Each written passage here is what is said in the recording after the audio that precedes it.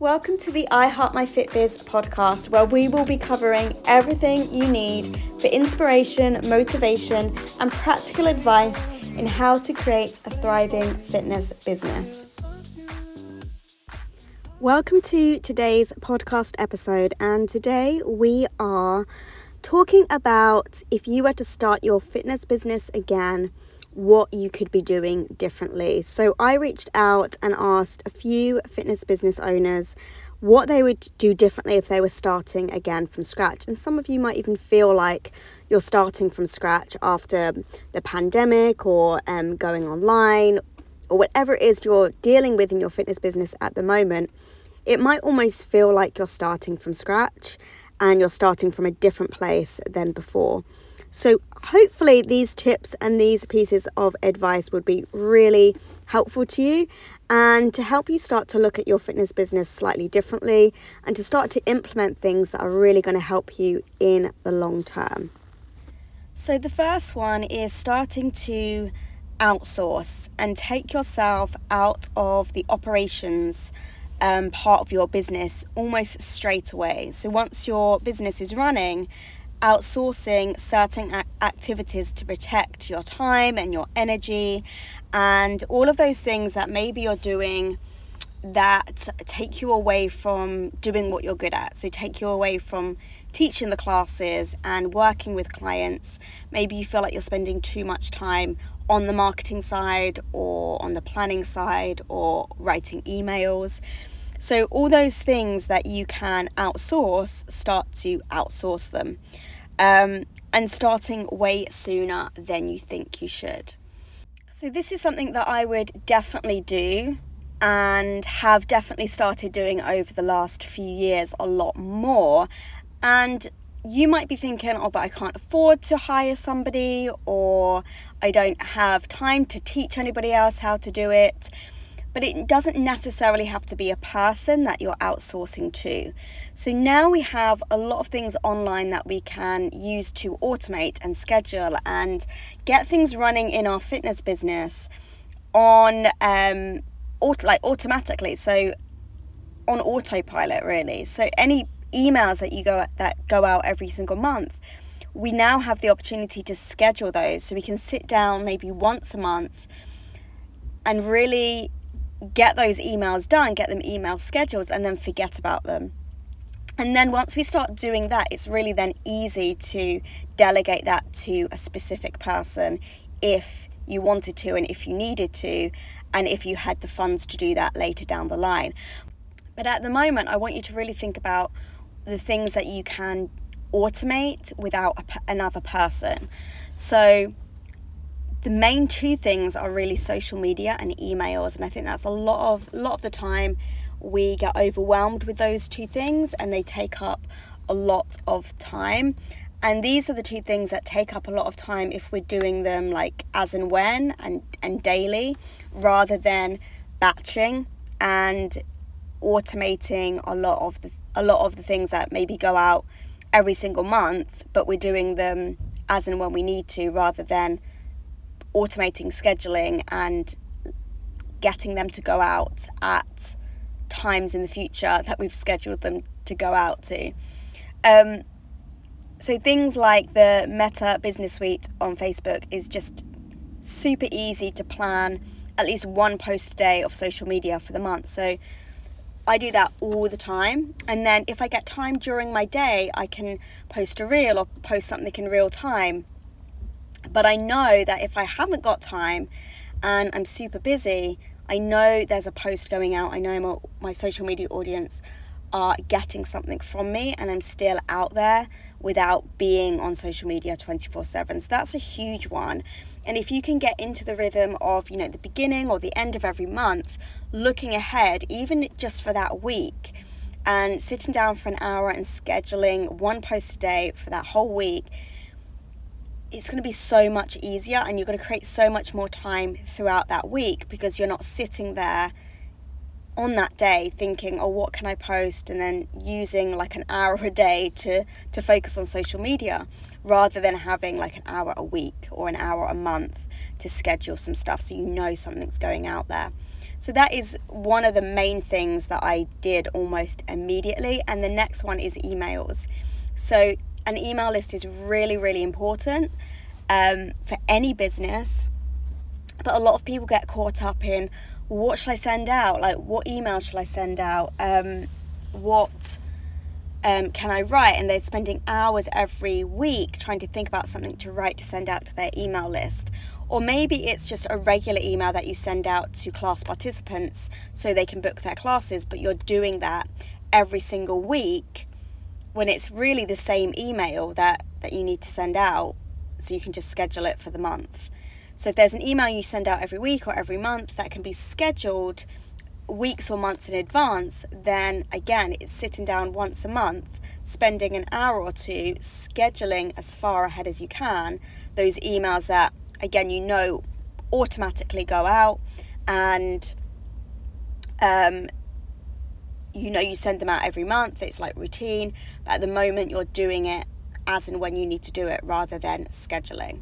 And again, that's going to save you so much time, because you're just going to sit down, do it all in one go, and then you won't need to do it again until a couple of weeks' time or a couple of months' time, depending on how often you send those emails out. So outsourcing doesn't necessarily mean getting people to work for you.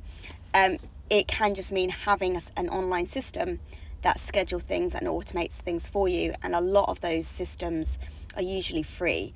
So again, the Facebook Meta Business Suite, that's free if you've got a Facebook page, and that links with Instagram as well. So again, you can schedule things at the same time without having to kind of do both and go to Facebook and post on there, and then go to Instagram and post on there. So really, really a huge one that can be done almost immediately in our fitness businesses, and that a lot of people still aren't doing. So the next piece of advice is boundaries and how your fitness business fits into your lifestyle, and really thinking about those two things before you take on anything. And again, this is so huge, because I think the very beginning, over 10 years ago when I started my fitness business, you kind of go into that mindset of, I need to take that on, I can't turn work away, I need to do this, even if it's at a time that doesn't suit me. It's business and I need to take on that income, I need to take on that money. And if you're feeling at the moment the same thing of like, you almost haven't got a choice, like beggars can't be choosers, this work is here, I need to take it on, you can get lost in that flow of things, and then you can start to resent your fitness business, and you can start to resent the people coming to those classes or services that you've taken on out of need rather than out of want. And a lot of the time we want to create businesses and we want to go into business to make our lives better and not worse, but we end up doing the opposite a lot of the time, because we feel like we need to take on things just for the sake of income, and again, we get into this fear of lack, this fear of, if I don't take this on, nothing else is going to come to me. And so I think really setting boundaries at the very beginning of your fitness business, and really getting clear on what you want your life and your business to look like in harmony is super important. And it's one of the things that we tend to go over, first of all, in any of my high ticket services. So any of the mentorships or my 6-week on demand course, we go over, what hours do you want to work? What do you want your fitness business to look like? What do you want your income to look like? But also, what do you want that income to look like in relation to the hours that you work and the services that you are doing? And again, there's been so many times when I've taken on classes that I hate teaching, style of classes that I hate teaching. I've taken on personal training clients when I don't like doing personal training services, but I did it all because I thought I had to, and I thought I had to take on every single piece of work that was coming to me. I didn't, I knew I wanted a business so I could create a life that was better, but at the same time, it was like I also felt that I couldn't choose. Once I had my business, I also felt like I couldn't choose what hours I worked. I had to take everything on if it was presented to me. So maybe you're feeling that way now. And again, I would just sit down, even if you feel like you're way past the point of cancelling things or giving things up, in terms of you've taken something on and it's not in alignment with what you no longer want. I don't want you to think about what you've got going on at the moment. I just want you to really think about, okay, if I was starting again, what hours would I want to work? What would I want to take on? What services would I want to specialize in? What services would I want to say no to? And really getting clear on that to then move forward in a better way with your fitness business. And then you can start making those small changes. So you can start saying no to those things that, again, don't feel aligned with you. And you can start to let go and give up those things that you've taken on in that state of desperation or that place of fear and lack. The next piece of advice I really love, and this is for anybody who, again, takes on anything and everything, and also anyone who feels like they're just chasing the next big thing.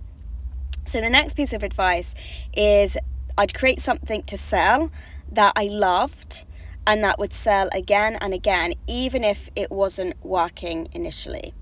And this is something that I would absolutely do again in the beginning, because I've done so many things and I've taken on so many things and I've done so many qualifications just for the sake of it, or just because, it's a shiny new thing. And actually, the more I simplify and let go of things and focus on just one thing at a time until it works, that's where the success is.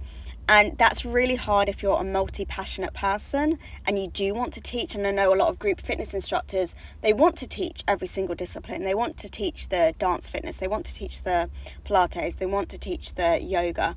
So it can feel really hard. But honestly, if you niche down in the beginning and get that right and get that success and get that income coming in the beginning, then you have that freedom to take on all those passion projects and all those other things that are taking your fancy. But again, in the beginning, absolutely, I would do this over and over again. I would just focus on one single thing and just promote it, sell it, do it over and over again, tweak and adjust until it worked, until it was bringing in a good income. And yeah, that's all I have to say about that. I think that is a huge piece of advice. Okay, so the next piece of advice that somebody said was getting visible as quickly as possible to start selling immediately.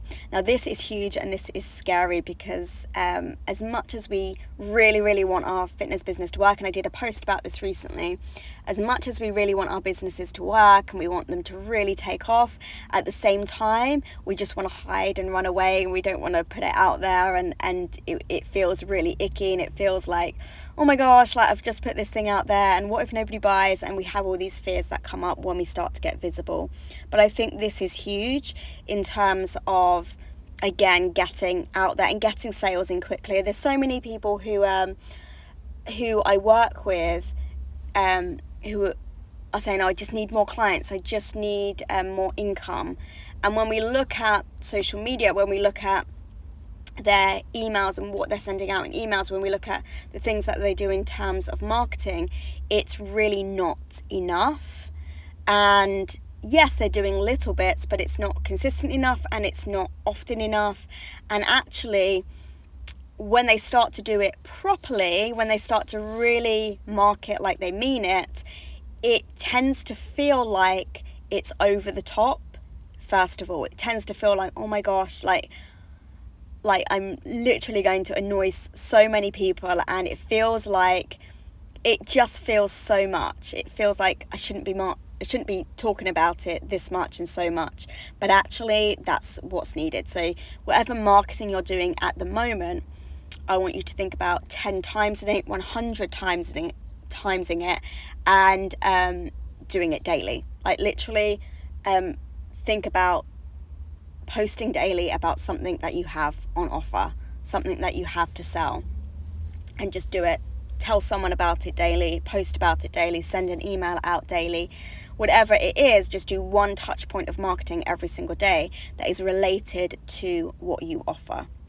So getting visible as quickly as possible is scary, but I think, again, hugely important, because we tend to plan and kind of create content and just do this and do that, and that's when we start to get into that mode of taking on everything, because we think, oh, I can't, we're not getting over that fear of getting ourselves out there and being visible as soon as possible.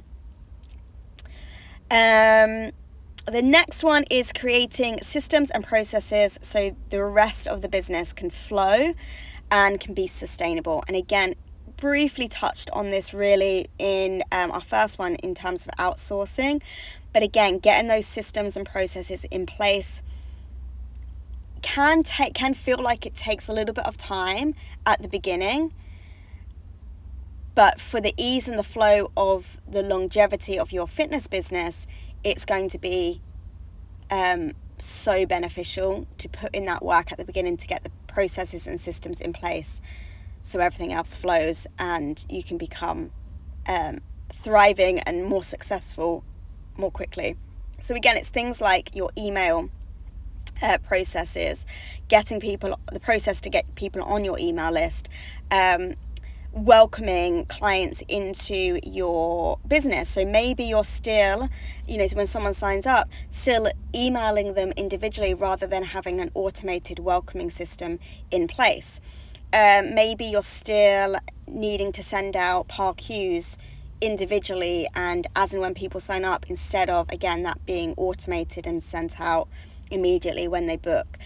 It's really small things like that may sometimes feel a bit techy, and sometimes feel like, oh my gosh, I wouldn't have a clue how to do that.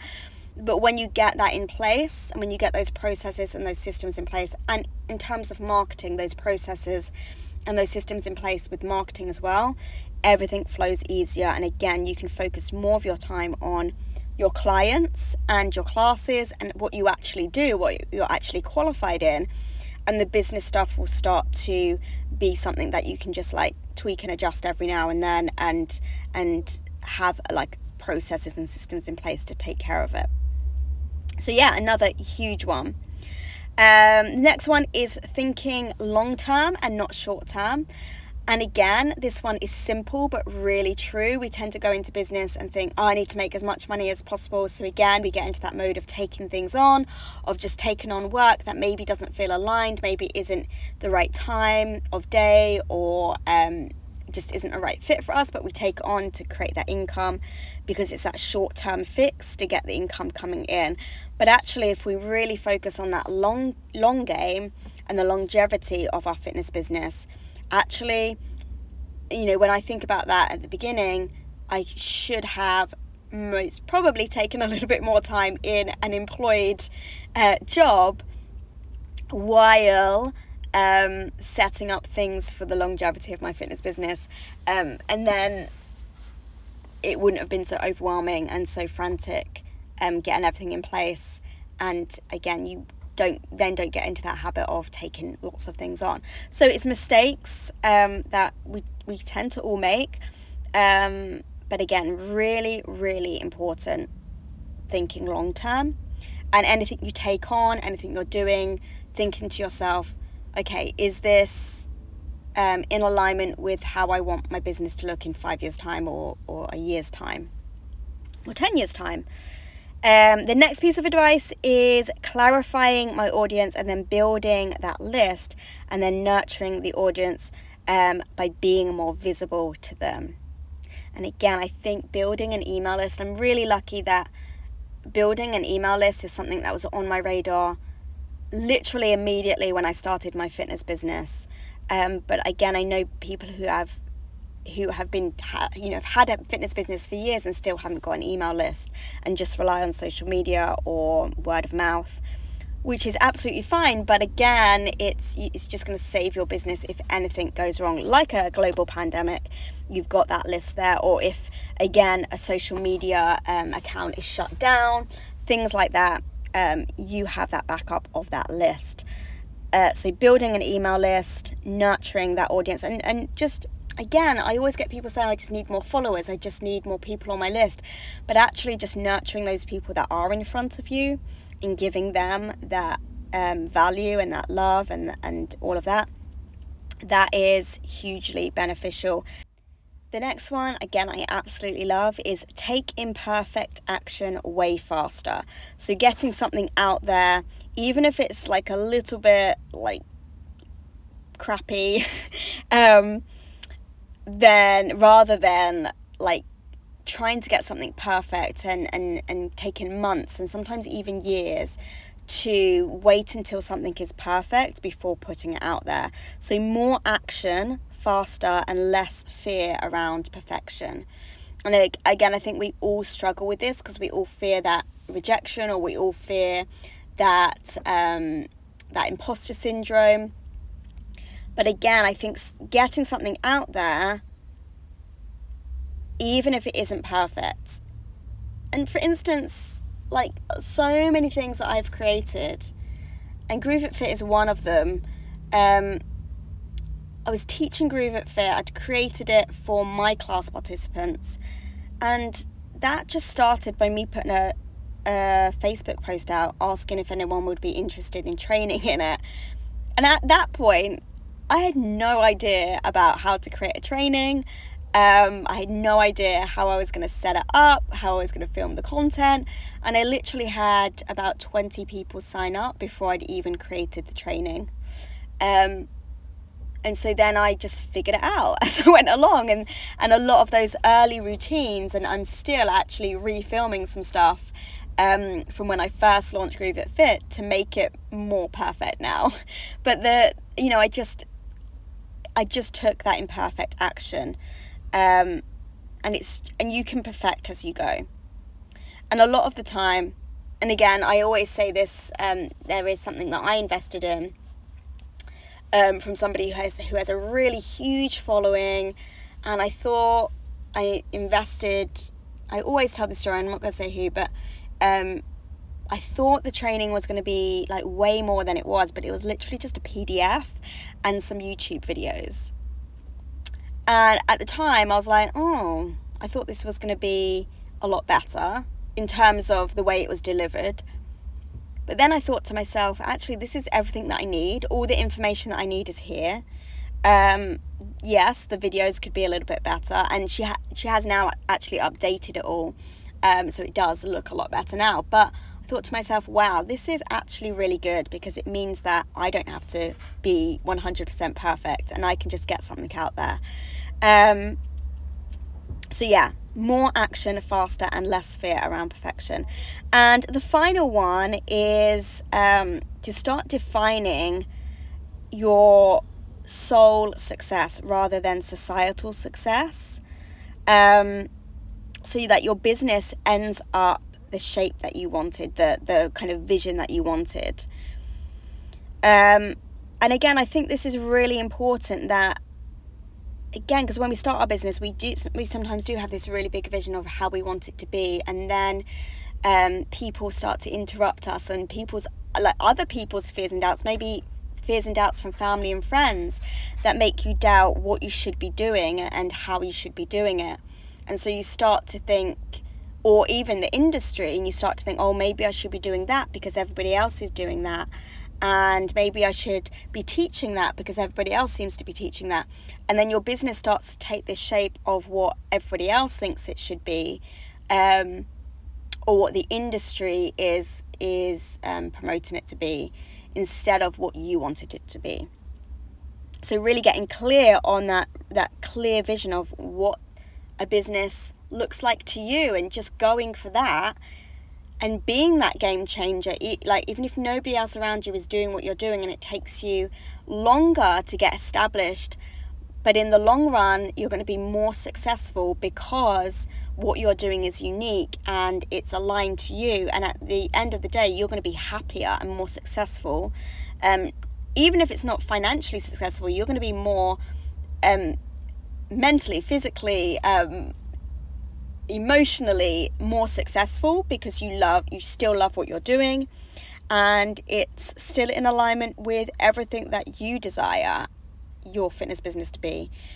So I think that's, again, hugely important, and it's something that, again, I tend to go over with clients. It's one of the first things, and it's also one of the first things that we tend to avoid doing, I think, because, again, we just want those real practical tips and business advice of, like, what marketing should I be doing? How can I get more clients? When actually sometimes just figuring out what we actually want and being aligned with that and taking action and taking on things that are aligned with that is going to be the biggest success principle and success action that we can actually take in the long run. So I hope some of those have helped, and I'd love to know which ones you resonate with more, which ones you're going to start implementing and doing and taking seriously. So let me know. So you can either reach out to me, drop me an email, or post your comments below. And again, if you feel like there's someone who needs to hear this, then again, feel free to share this podcast with them and tag them. But yeah, I'd love to know which ones resonated with you and which ones you are going to implement. Thank you for joining me and listening to this podcast episode. If you found anything interesting, inspiring, motivating, useful, or just something that you're going to implement from this podcast episode, then please reach out to me and let me know. I love to hear your stories, and I'd love to hear how this has helped you and what you're going to implement. It's my aim and my passion to help fitness business owners build thriving fitness businesses, but also to build a fitness business without burnout and exhaustion, because that's where I found myself a few years ago, and I wouldn't wish that on anyone. So if you need help with your fitness business, whether it's transitioning online, building your classes to fully booked, marketing, having a website and an app, or mastering social media, I think I can help. I have free resources to get you started. I also have some masterclasses in a membership that can really help you to dive in and out of training as and when you need it. And I also have the Ultimate Fitness Business Academy, where you literally have everything, as well as full guidance and full support from me and my eyes on your fitness business. So I can really give you advice and feedback, and we can create a personalized fitness business that not only feels good and aligned with you and what you want to create, but is also successful, thriving, and profitable. All the links to these are below, and please reach out to me if there's anything else that you need or you want to see on the podcast.